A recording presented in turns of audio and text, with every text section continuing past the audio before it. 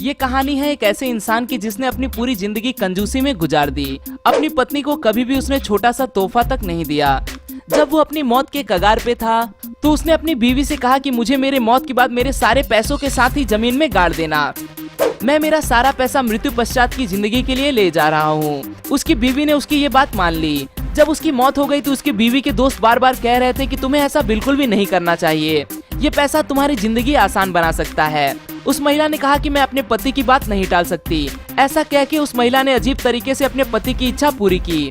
उसने ये सारा पैसा खुद के बैंक खाते में जमा करवा दिए तथा अपने पति के नाम का चेक उसके शव के साथ रख दिया और पति के शव से कहा कि आप जब चाहें तब इस चेक के जरिए सारा पैसा निकाल लेना। अब कोई भी मुर्दा इंसान थोड़ी ही वो चेक अपने नाम करवाने बैंक जाएगा।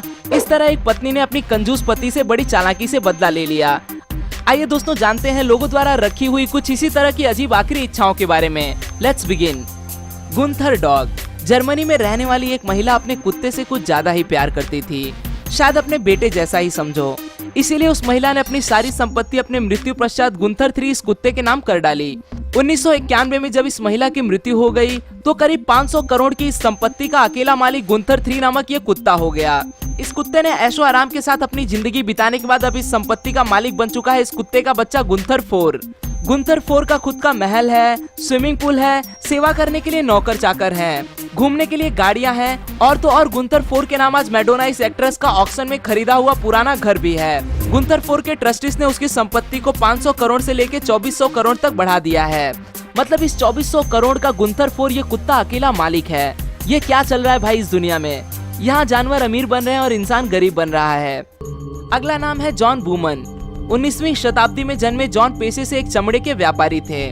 उनके पास 21 कमरों का एक महल हुआ करता था।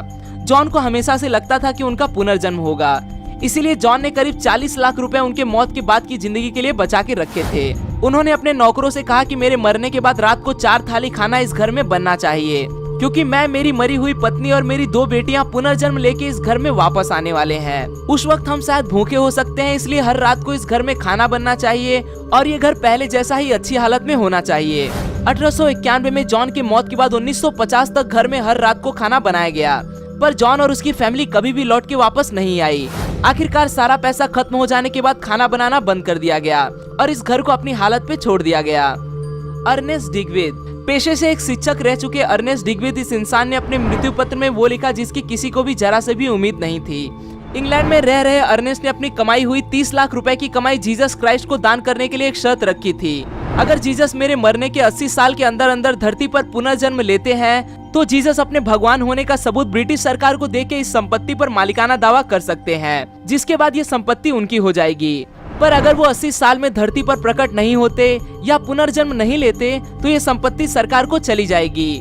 1976 में अर्नेस्ट की मौत हो गई। अभी तक किसी भी व्यक्ति ने जीसस होने का दावा नहीं किया तथा 2056 तक अगर जीसस इस पर दावा करने आ जाते हैं तो ये संपत्ति उनकी हो जाएगी। टीएम जिंग। मिस्टर जिंग एक ऐसा व्यक्ति था जो स्त्रियों का सबसे ज्यादा तिरस्कार करता था। 1930 में अपने मृत्यु पश्चात जब उसका मृत्यु पत्र पढ़ा गया तो सब हैरान रह गए। उन्होंने आज के हिसाब से करीब 70 लाख संपत्ति में से बस 300 रुपए अपनी बेटी के नाम किए थे और बाकी सारी संपत्ति एक शर्त पर ट्रस्ट को दान कर दी थी। बस ये कह के वो संपत्ति दान की गई थी कि मेरे नाम से आप इस पैसों का एक लाइब्रेरी तैयार करोगे जिसमें किताबें बस पुरुषों की लिखी हुई रखी जाएंगी।